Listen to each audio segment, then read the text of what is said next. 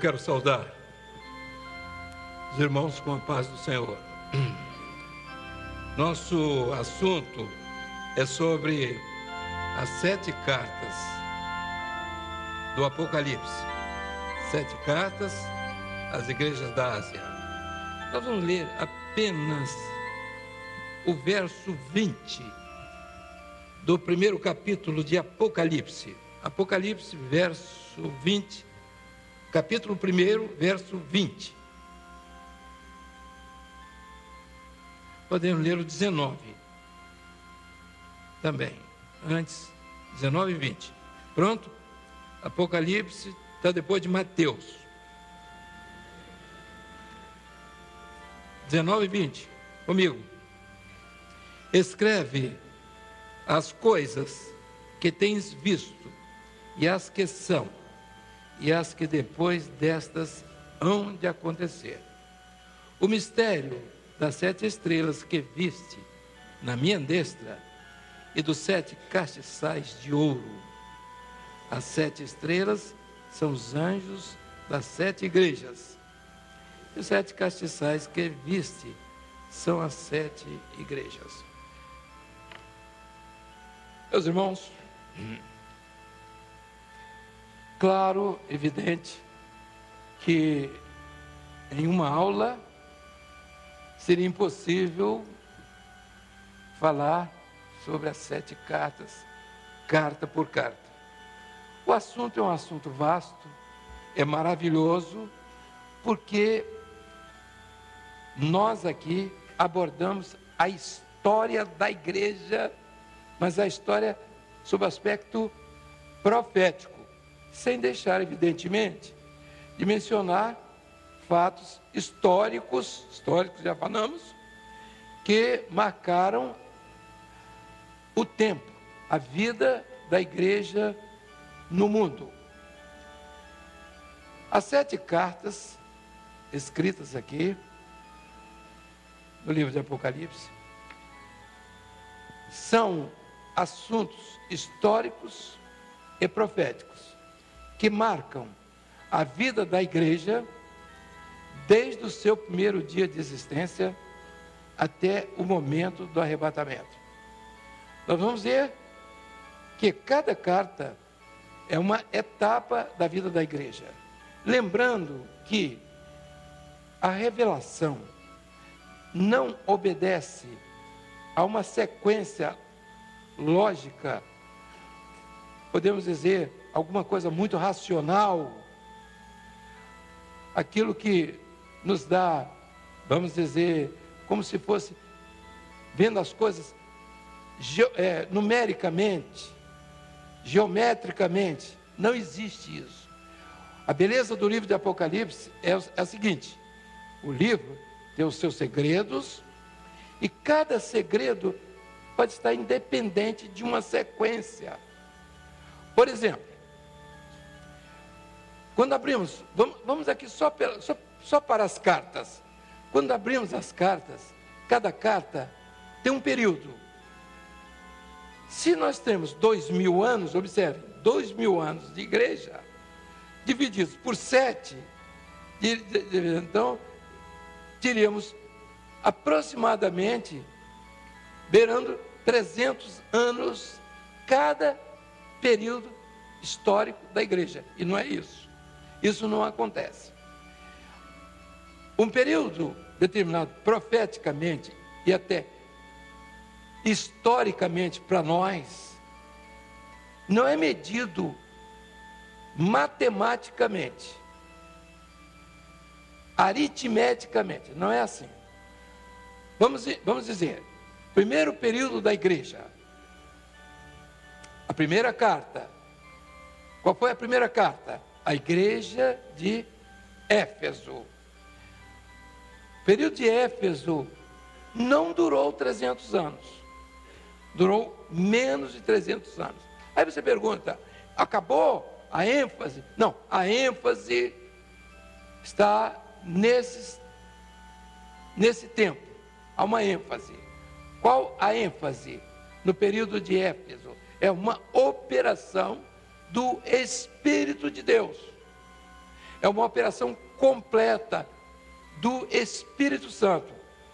Por que essa operação completa do Espírito Santo em Éfeso? A palavra Éfeso quer dizer aceitável. O período que Deus aceitou ou ajustou para que a igreja vivesse seus primeiros anos. Qual a ênfase desse período? Foi o Pentecostes e a evangelização. A igreja vai sair para o campo e ela vai determinar tudo aquilo que a igreja deveria viver. Ela vai ditar a doutrina. O que foi importante em Éfeso, nesse período, o que marcou a igreja, o período histórico e profético de Éfeso, foi a doutrina. Agora, o que é importante da doutrina? Qual foi a doutrina?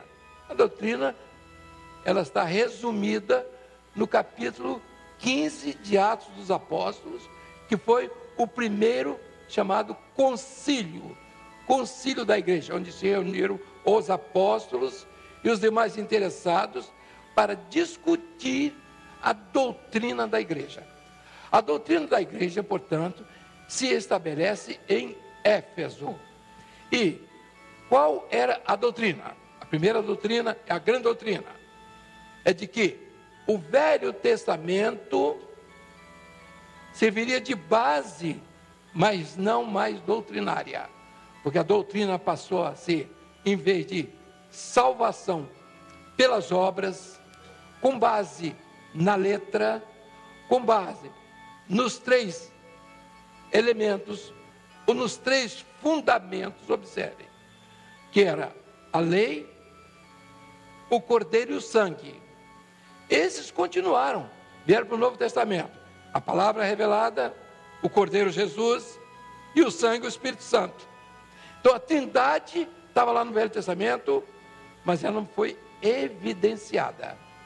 Ao passo que no Novo Testamento, ela foi evidenciada com um motivo, com uma coisa nova, que recebeu um nome pequenininho, que não fazia muito parte do Velho Testamento. Quem sabe o nome que foi dado com 2 letrinhas? Muito bem, é isso mesmo, fé. Portanto, mudou completamente. O culto do Velho Testamento era um culto sacerdotal. Mas, de que forma ele se dava? Ele se dava através de um cerimonial. Então havia um culto cerimonial, onde tinha o cordeiro, onde tinha o templo, onde tinha o sumo sacerdote e um dia especial de guarda. E tinha também, um lado que eles consideravam da lei, que eles achavam moral. Não faça isso, não faça aquilo, não faça aquilo outro. Então eram formas de apresentar o Velho Testamento hoje entendido como nós estamos entendendo. Então, nós hoje entendemos o Velho Testamento nisso. Sendo que, agora um adendo, que eu estou saindo um pouco do assunto, mas um adendo, sendo que nós voltamos ao Velho Testamento hoje como base, como fundamento de toda a doutrina do Novo Testamento, onde a fé está nesses 3 elementos que não fazia parte do Velho Testamento, como a graça. A graça já é o resultado da caminhada da fé. São os recursos colocados à disposição do crente para que ele viva na fé, para que ele robusteça essa fé que o levou à graça. Então, cada instante que você busca os recursos da graça, a sua fé está sendo firmada, solidificada e aumentada. Um parênteses, foi falado aqui. Depois, a pergunta vai sair amanhã, por certo, no satélite, e os irmãos já estão aqui, já podem responder com facilidade, passar cola lá para as igrejas. Mas vamos lá. Éfeso, portanto, define doutrinariamente. Esse período não passou de 100 anos. Observe, não passou de 100 anos. Devia ser perto de 300, né? 200 e tantos, 200 e tantos, 200 e tantos. Não é assim. A revelação, primeiro, não se esgota, como a palavra não se esgota. A palavra, ela pode ser falada, lida, ela não se esgota. Ela continua porque ela é viva, porque ela vem da eternidade. É um projeto profético. E quando essa palavra se esgotar, o mundo acabou. Ela não se esgota. Ela continua operando e todo mundo, o mundo inteiro, tanto na obra criadora como na obra redentora, se vale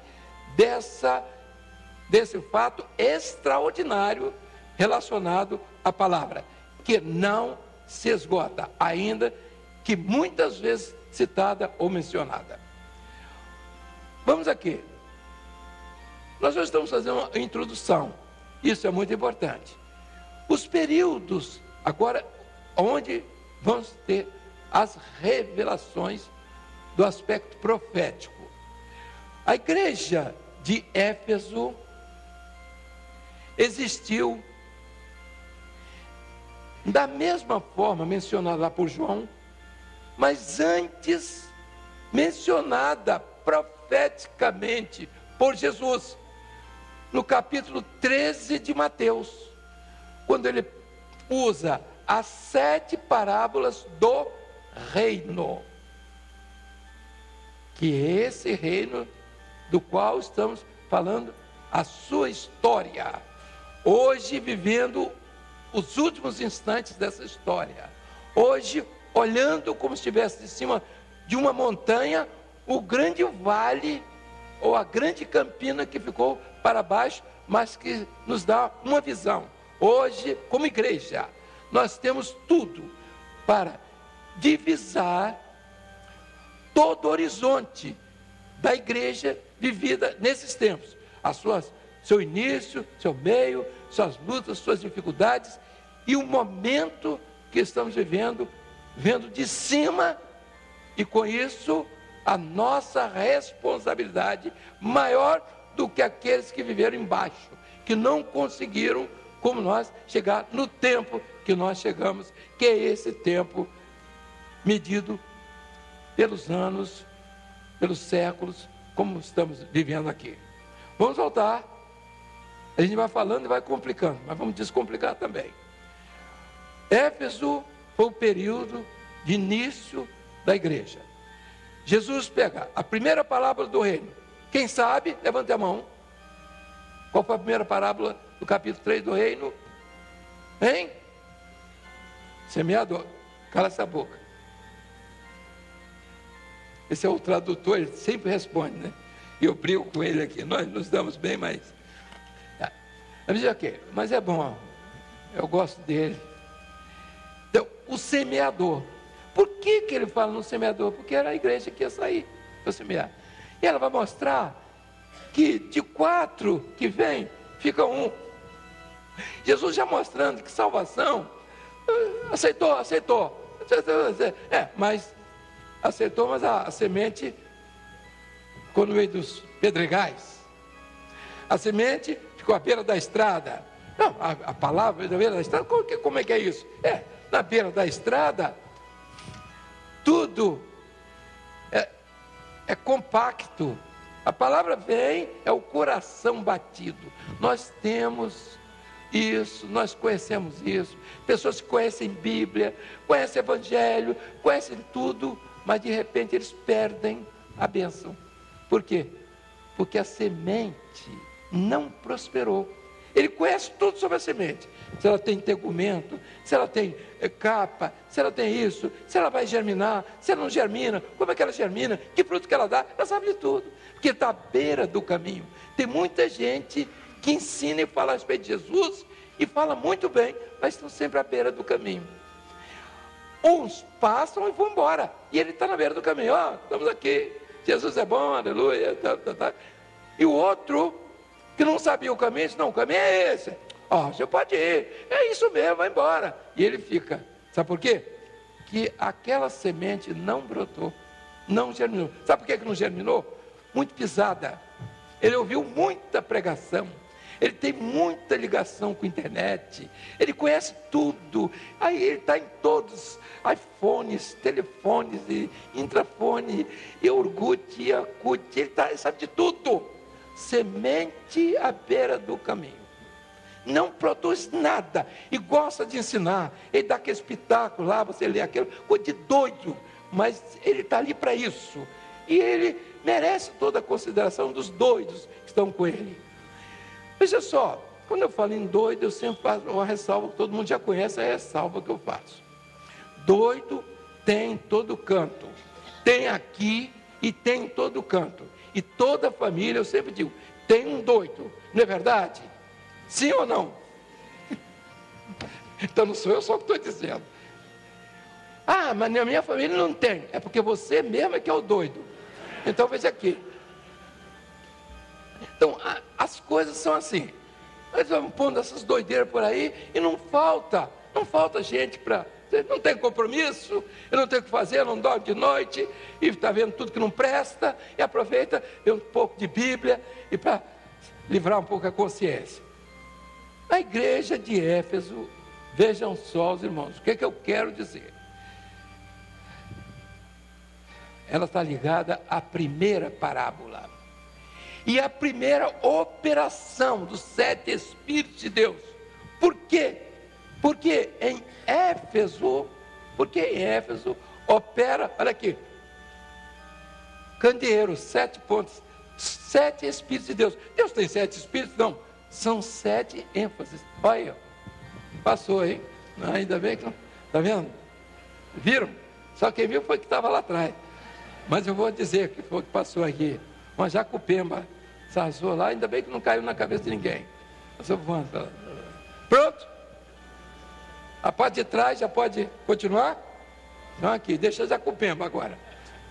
A jacupemba, ela voa para o céu, mas não leva ninguém para o céu. Então aqui, 7 Espíritos de Deus. Não é que Deus tem 7 Espíritos, são 7 operações do Espírito, são 7 ênfases. Qual foi a ênfase aqui? Foi uma operação total. Por quê? Porque a igreja era apostólica, primeira coisa. Então o apóstolo, ele pregava, ele evangelizava, ele batizava, então ele fazia tudo. E Deus operava sinais que nós temos visto muito poucos. Nós tivemos alguns sinais da igreja primitiva. Tivemos um lugar aqui, o chão se moveu, nós temos um grupo de irmãos que viu fogo, né? Pegou o fogo.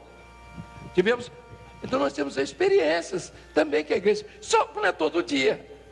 Foram informações para mostrar que nós tínhamos um caminho longo de entendimento com a vontade de Deus, de comunhão com Ele, e que precisávamos usar isso, e que precisávamos nos valer disso, e que precisávamos ter temor quanto a isso.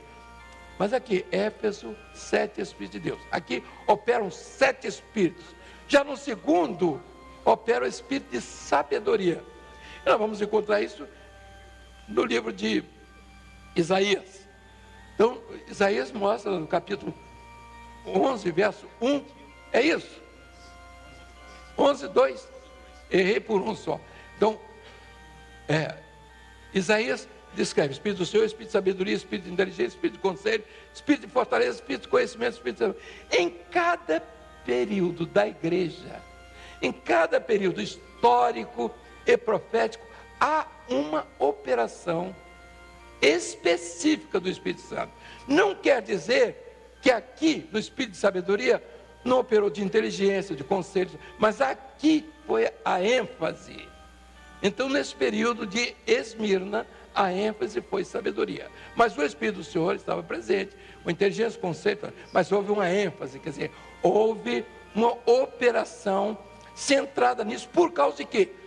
Por causa do motivo que a igreja estava vivendo histórica e profeticamente.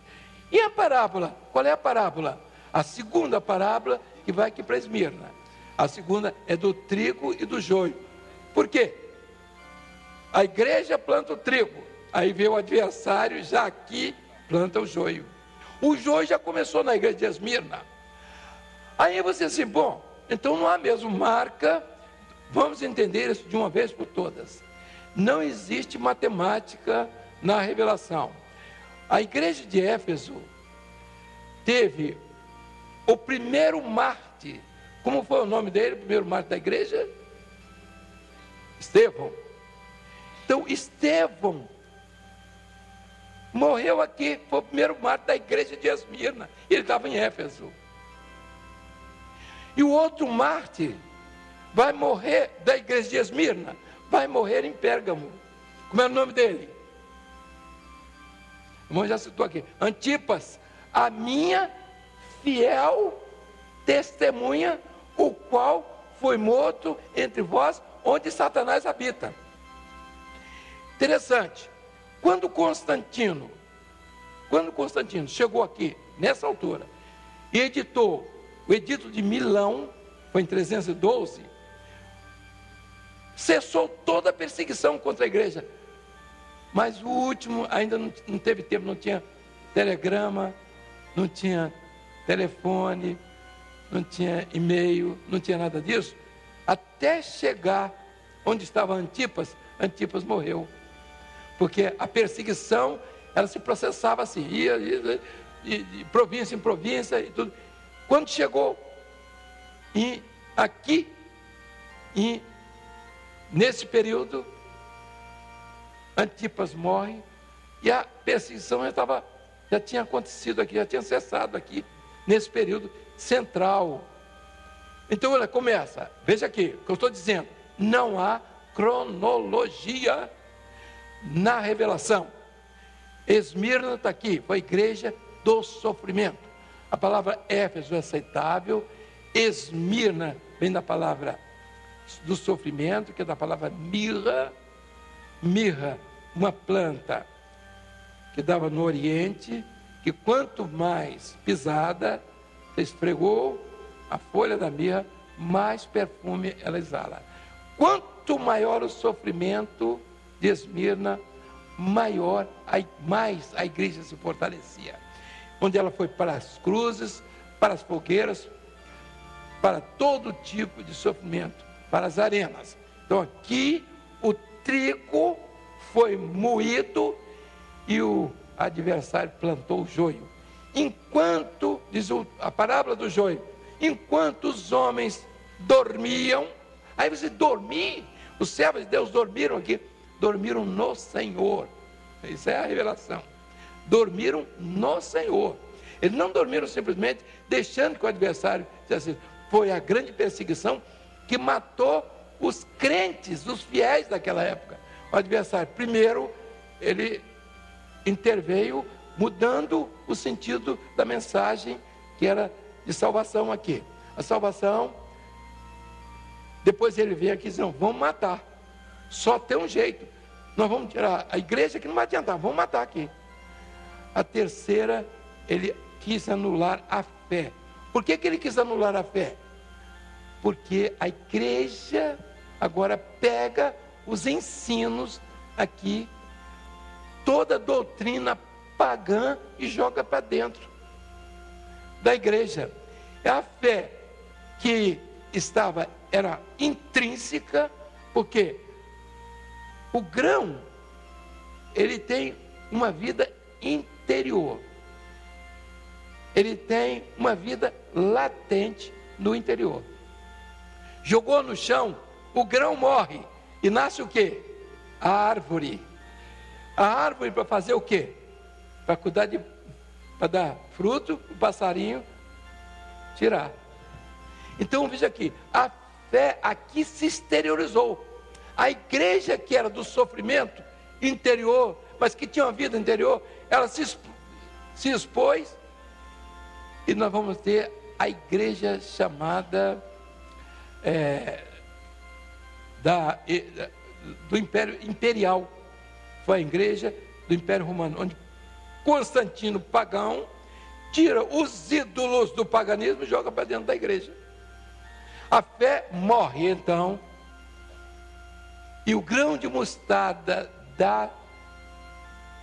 parábola do grão de mostarda fica claro e evidente aqui. Eu não vou, agora vou dar um salto. Primeiro, vou voltar mais um assunto aqui. Quando João escreve as 7 igrejas, Éfeso, Esmirna, Pérgamo, Tiatira, Sardes, Filadélfia, Laodiceia, ele não estava escrevendo as primeiras igrejas, não. A primeira igreja que se chamou, onde os crentes foram chamados cristãos, foi a igreja de Antioquia. Mas existia a igreja de Jerusalém, existia a Tessalônica, existia a da Galácia, existia uma série de igrejas. Mas João, desterrado na ilha de Pátimos, ele estava no mar Egeu, e diante dele, didaticamente, estavam 7 cidades com 7 igrejas, as quais, João conhecia, era conhecedor, e quando ele recebe a revelação, foi fácil ele colocar didaticamente a situação de cada igreja. Agora um detalhe, você pergunta, quando João escreve a essas igrejas, ele estava escrevendo para quando? Quando que ele escreve? O mesmo ontem, hoje e eternamente. A revelação é a mesma para todas as épocas. A ênfase foi para aquele período da saída da igreja, para a sua missão. E esse outro período agora é para a chegada da igreja. Então, o que vale aqui, lá, o que valeu aqui, foi a operação do Espírito, é o mesmo que vale para os nossos dias. Só que o período da nossa igreja, só rapidamente, é esse aqui, ó, aqui. De temor, é Laodiceia. A palavra Laodiceia vem de 2 palavras, Laos, que quer dizer povo, e de Caios, quer dizer justiça. Então, historicamente, a igreja está vivendo esse momento do povo, direitos do povo. E os direitos do povo já foram expressos pelos grandes movimentos socialistas, comunismo, o trabalhismo, e tudo isso que está por aí, onde o povo está cheio de direito, que nós já conhecemos, inclusive aqui no Brasil. Muito bem. Agora, nós vamos só chegar aqui, então veja aqui, operou o Espírito de sabedoria, aqui de inteligência ou discernimento. Por quê? Porque o adversário botou o trono dele na vida da igreja. Quem não tinha discernimento acompanhou o governo de Constantino. Resolveu ser cristão na base de Constantino. E Constantino não se converteu cosíssima nenhuma. A conversão dele foi matar a mulher depois de 20 anos de casado, matou 3 sobrinhos, matou o cunhado em todo caso, ele devia estar cheio de razão. Se matou a mulher, matou o cunhado. Outra coisa, a consagração da construção de Constantino, quem fez ele construiu um templo pagão, seus últimos dias de vida. O filho chamava-se Ário, era pagão, foi criado por um filósofo pagão, e foi um pastor nomeado por ele para o norte da África. Eu tenho que dizer isso, porque as pessoas ficam achando Constantino uma bênção, que maravilha. Se livrou uma porção de gente, livrou os cristãos, muitos, mas em compensação entrou uma horda, entrou uma quantidade de gente que não teve experiência de novo nascimento, trocou de religião, eram pagãos e passaram a ser cristãos, adoraram pau, pedra, lua, estrela, ouro, prata, e passaram a adorar, deixaram aquilo, adorar pé de São João, pé de Santo Antônio, e cruz de não sei o que, e Maria, não sei o que, teve essa confusão toda entrou aqui. E por isso a palavra Pérgamo, que vem da palavra per, que está falando, que é um prefixo, gamos, quer dizer, gamos, casamento pervertido. Pérgamo, gamos é casamento, pervertido. Foi o casamento da igreja com o Estado. Muitos entraram nesse casamento, outros fiéis permaneceram. E aí vem a promessa: arrepende-te, porque senão virei e batalharei com a espada da minha boca. batalharei, foi quando chegou aqui em Sardes. Agora eu vou terminar, eu, em vez de terminar aqui com essa aqui, que a gente pode pegar outra aula, nós vamos terminar com Fortaleza. Por quê? Porque hoje nós estamos, esse mês é o mês da reforma religiosa do século XVI. Aqui, observe, já saltamos aqui, podíamos dizer, os primeiros anos, aqui veio o período chamado medieval, quando chega aqui 1530. Então já tinham passado do início da igreja, após o Pentecostes, já tinham passado mais de 1400 anos. Então chega aqui, agora, uma mudança. Essa mudança se deu profeticamente como? Na parábola. O tesouro que estava escondido, que era a palavra, quem escondeu? A igreja, o cristianismo da época. Escondeu no campo. Que campo? Campo dos interesses. Ela esconde no campo dos interesses dela, e a palavra ficou lá escondida. E Lutero, aí vamos à palavra. E um homem, não foram 10, nem 300, foi um homem. Quem foi esse homem? Lutero. Veja como é que a parábola, ela vem em cima, porque essa é a revelação. Aqui opera o quê? Qual o Espírito que opera aqui? O Espírito do Senhor operou aqui? Opera assim, aqui, ó. 7 Espíritos de Deus voltam a operar aqui, mas já dentro de um símbolo. Mas aqui opera o Espírito de Fortaleza. Por que que opera o 7 aqui? Porque aqui vai reeditar a doutrina bíblica da igreja primitiva, da igreja apostólica. Por isso é o 7 aqui. Então veja aqui, o Espírito do Senhor opera aqui no Espírito de Fortaleza. Então isso, Fortaleza é uma ênfase. Aí nós vamos encontrar Lutero numa fortaleza. Observe, ele se interna numa fortaleza. Primeiro ele coloca as teses em Wittenberg, na Catedral de Wittenberg, aquelas 95, das quais 4 foram as que deram origem à reforma chamada protestante. E então ele agora vai para essa fortaleza que era de um príncipe da Alemanha, que era o maior feudo da época, que tinha interesse político. O alemãozão tinha interesse no político, porque ele, sendo o maior feudo, ele que estava doido para sair das mãos das garras da igreja romana, dos papas, dos cardeais, porque não havia consagração em nenhum reino que a igreja não tivesse o seu representante e que ela não desse o sim.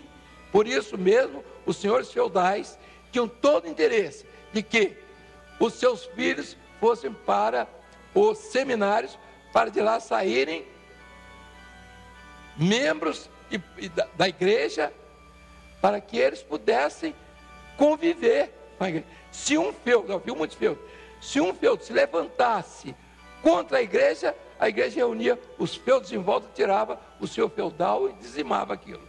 Então era desse jeito que ela governava. Então era um instituto político, ideológico, e era por isso que ela se mantinha no poder, desse jeito. Um sistema, um regime chamado feudalismo.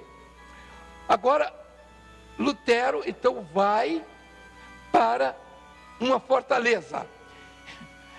E lá na fortaleza opera o Espírito de Fortaleza. Ele não sabia, Lutero não sabia que ele estava diante dessa operação do Espírito de Fortaleza. Nós hoje sabemos, por revelação, porque o mesmo Espírito que revelou para nós aqui essa situação.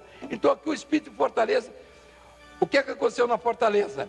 Ele traduz a Bíblia, lá ele faz seus escritos, e ele compõe a maior composição da reforma religiosa. Qual foi? Está fraco. Está fraco. Eles não estão sabendo não estão ouvindo não. Entrar para valer. Está todo mundo desocupado lá, ocupado. Mas enquanto eles se preparam, pode parar. Depois, quando vocês entenderem, vocês entram do jeitinho que tem que entrar, forte, tá bom? Não é soprando flautinha, não, é bumbo. Aí, muito bem. Então ele escreve, veja aqui, ele diz: fortaleza forte. Veja aqui, Castelo era fortaleza. Fortaleza forte não é os que eu estou aqui dentro, não. Fortaleza forte é o nosso Deus. Que a palavra, aí ele diz, que a palavra ficará. Por quê? Porque na reforma, o que aconteceu antes? A igreja não dava valor à palavra. Ela estava escondida no campo dos interesses. E ele diz o seguinte: não, a palavra é que vai funcionar, não é a tradição. A igreja dizia que era tradição, e a tradição não tinha nada a ver com a doutrina apostólica. E a doutrina apostólica, o sofrimento dela foi aqui. Os que pregaram, que viveram aqui a doutrina apostólica em Esmirna, morreram. Foi por isso que a chama Esmirna, porque o sofrimento da igreja aqui, para definir a doutrina apostólica, é que Jesus tinha morrido, mas tinha ressuscitado. E que eles não estavam falando de um Cristo morto, mas de um Senhor ressurreto. Jesus havia ressuscitado. E como ele ressuscitou dos mortos, eles iam morrer, mas também iam ressuscitar. E por isso diz o texto: ser fiel até a morte, morte física, dar-te-ei a coroa da vida eterna. Então eles pregavam isso, e o adversário entrou para matar todo mundo. Enquanto eles dormiam, o adversário plantou o joio, fermento, ela veio, até na descoberta do tesouro escondido. Do tesouro escondido, quem estava lá dentro? Do tesouro escondido, quem estava? Jesus. A pérola é conhecimento ou revelação. Aí a chave que abre, ninguém fecha. Essa chave está aqui. Chave da revelação, só ele. Chave com relação a Israel, quando vem, quando volta, o que vai acontecer, só ele. Chave para a igreja da revelação está aqui. Ele abre, ninguém fecha, fecha, ninguém abre. Só o Espírito Santo abre a palavra revelada. Só, ninguém mais. Não tem cultura, não tem nada. Assim, meus irmãos, a pérola foi descoberta no tesouro escondido. A pérola é Jesus. Então vem a palavra conhecimento ou revelação, que é o período que nós estamos vivendo. E é por isso que nós falamos em revelação. Revelação, revelação, não é doideira, nem invenção. Revelação é tudo que a igreja dos últimos dias precisa ter a respeito de Jesus, porque Jesus quer se revelar, porque ele é o noivo, ele quer se revelar à noiva e quer que a noiva se revele a ele através do Espírito Santo. Foi nada.